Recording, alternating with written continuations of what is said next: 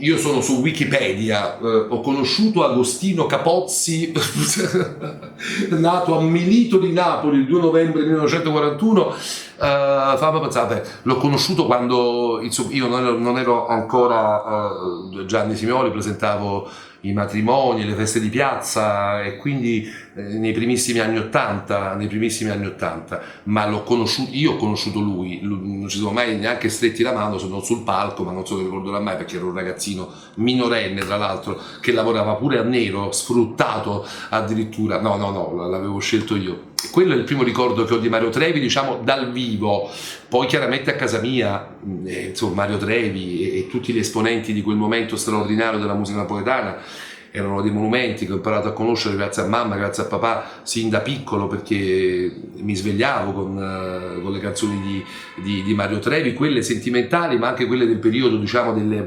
quelle che io chiamo le docu canzoni, no? Che un po' trattavano argomenti di cronaca nera, di attualità. Era un periodo in cui a Napoli c'erano le rapine, le cose, mi ricordo a Pagella o Benzinaio, ma anche quelle altre lì sentimentali, belle della Napoli, in bianco e nero dei festival, insomma. Una soddisfazione enorme il premio Carosone 2009, perché me lo ricordo benissimo quando Vinicio Capossela chiese a Federico Vacalebre di poter conoscere Mario Trevi, Vinicio Capossela, di poterlo conoscere perché ovviamente lo considerava un grandissimo maestro e il suo sogno era cantare con lui, cosa che poi fecero. C'è una straziante, no, versione di Coro Ingrata che voglio dire forse su YouTube c'è, non lo so, ma quella sera Santa Caretta o teatro, e soprattutto fu la dimostrazione che anche un'altra generazione con altre idee, con altre visioni, con un altro background, è legatissimo a certe canzoni napoletane. Per me fu una soddisfazione perché è chiaro che quella sera c'erano tantissimi radical chic, tantissimi intellettuali e pseudo intellettuali, probabilmente che da sempre avranno pure snobbato, no? Mario Trevi e tanti altri della sua categoria. Fu una soddisfazione vedere le loro facce quando il loro idolo Vinicio Capossela incontrò Trevi e cantò con Mario Trevi. Un grande ricordo, probabilmente uno degli incontri creati da quel grande premio voluto da Federico Vacalebre più interessanti, più emozionanti. Don Mario Trevi, Agostino Capozzi poi mi ha dato una grande mano perché era il 2013 e nacque il premio San Gennaro Dei che ancora porto avanti. Poi insomma sono venuti tantissimi grandissimi ospiti a ritirare il premio, quando però ce l'avevamo fatti già un nome. Mario fu molto carino perché chiaramente accettò di partecipare e di ritirare un premio in realtà nascente, nuovo, senza autorevolezza se non quella concessale naturalmente dal nome che è del nostro amatissimo santo San Gennaro. Io lo voglio a tutti i costi perché innanzitutto Mario Trevi è uno poco premiato a Napoli, secondo me non gli è stato ancora riconosciuto tutto quello che ha fatto per la canzone napoletana, e allora dissi dobbiamo premiare Mario Trevi perché non è uno, poi tra l'altro è anche uno, non è facile, non è uno che va a ritirare premi e premiucci ovunque come tanti altri invece fanno per sentirsi gratificati, forse anche giustamente. Lui accettò e mi diede una grande mano, lui e Clementino, perché poi Clementino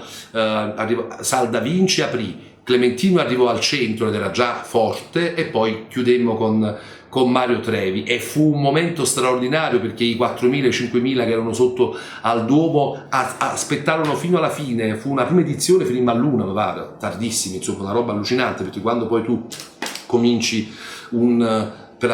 la prima volta porti in scena uno spettacolo, lo sanno chi fa teatro, è difficile stare nei tempi, si esce un po' fuori, ci si rilassa un po' troppo, eppure 4.000-5.000 aspettarono fino all'ultima nota di Mario Trevi prima di andare via. Grazie Mario, perché poi da lì in poi mi ha portato una grandissima fortuna.